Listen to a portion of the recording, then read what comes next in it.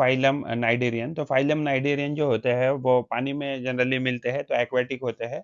तो मोस्टली कहाँ मिलते हैं, तो ये सारे हमें कहाँ मिलते हैं, तो ये हमें मिलते हैं मरीन मरीन वाटर में।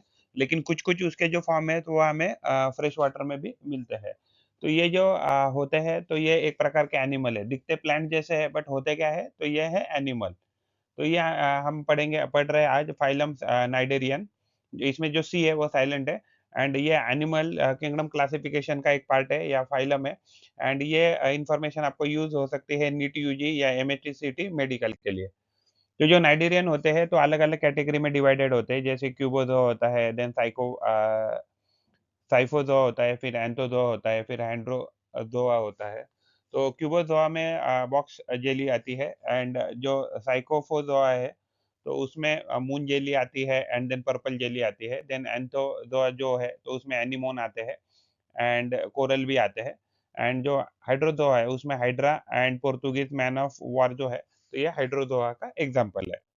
तो अगर ये जो है तो ये पॉलिप स्ट्रक्चर है और ये जो है तो ये मेडुसा स्ट्रक्चर है। तो ये क्या है तो ये फ्री लिविंग है और कहीं भी मूव हो सकता है और ये एक जगह पे क्या है तो ये एग्ज़ैक्टली एक जगह पे सिसेल रहता है यानी अटैच रहता है और ये जो ऊपर वाले जो है ये टेंटाकल्स है तो ये उसको खाना पकड़ने के लिए या बहुत सारी चीज़ों को पकड़ने के लिए या प्रे से दूर रहने के लिए या उसमें स्टिंगिंग भी होते हैं स्टिंग भी होते हैं और माउथ और एनस उसका एक ही होता है।